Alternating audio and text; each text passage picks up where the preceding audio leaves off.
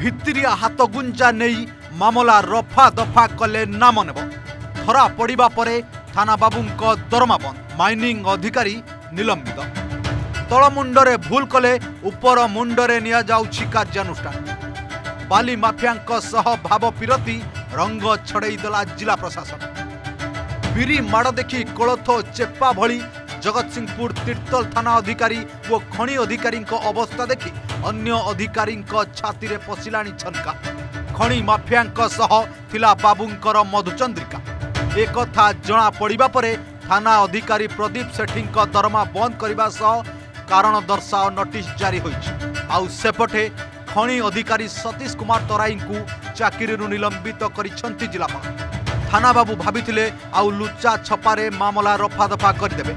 किंतु से जानि नथिले हाईकोर्ट को निर्देश अवमानना कले भोगिबाकू पड़िबो सरकारी दरमा अंटिलानी जे शेषरे बाली माफियांक सह हाथ मिलाई देइथिले ए अधिकारी माने एबे किंतु थाना बाबूंक पार्टीरु कथा आउ बाहरुनी खनि अधिकारी अवस्था भी समान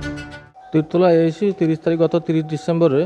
मते फोन माध्यम कहते जे गोटे कोर्टर लेटर आसी व्हाट्सएप पठेते मुझे लेटर पढ़ सारा पर मोर उपरस्थ अधिकारी मानक जनईली जनला मते फोन माध्यम डाकी सर आसतु थाना को मु 30 तारीख दिन संध्या बेले 5टा घंटा में जाकि थाना पहुँचली पहुँचला पर मत कहते गाड़ी छाड़ापी मत कहते सेकेंड ऑफिसर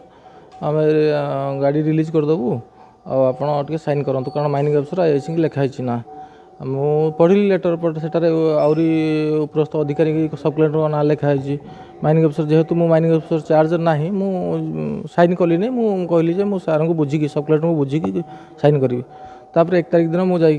सब कलेक्टर को भेटी और लेटर माध्यम जनईली जनला सार कौन एक्शन नहीं मुझे जानी किंतु गाड़ी छाड़ी कि छाड़ी कि न छाड़ी मुझे जान नी कि काली कलेक्टर सार लेटर अनुसार मुझे जानी गाड़ी छाड़ी हाईकोर्ट निर्देश दिला जे माने समस्ते तर्जमा करेंगे कथाटा को बुझे बुझिकी सब कलेक्टर ना भी था माइनिंग अफिसर एआईसी ना था बुझिकी गाड़ी छाड़ापी सी बुझी ना पनिशमेंट पाइबा मु कौन करी। गत नवेम्बर 25 तारीख में बेआईन बाली चोरा चलाण नहीं किल्लीपाड़ बालीघाट में डीआईजी जिलापाल और एसपी मिलित चढ़ाऊ होता 46टी हाइवा जबत सह 3टी एक्साभटर जबत होता ठीक सेहीपरि डिसेम्बर 11 तारीख में जयपुर बालीघाट उपर चढ़ाऊ करते उपजिलापाल 22टी हाइवा सह 3टी पकलिंग मेसीन जबत करते एमिति बेधड़क बाली चोरा चलाण हेउथिबारु खनि अधिकारी सतीश तराई समेत खनि लीजधारी विरोध में एतला देइथिले उपजिलापाल एने गाड़ी मालिक माने हाईकोर्ट द्वारस्थ होते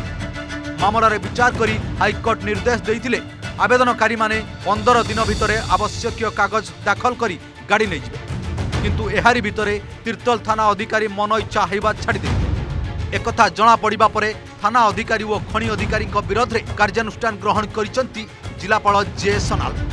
ए घटना रे जिला प्रशासन पक्षरु कौन प्रतिक्रिया मिल पारिनी। जगतसिंहपुर मानस कानून गंग रिपोर्ट ओडिशा रिपोर्टर।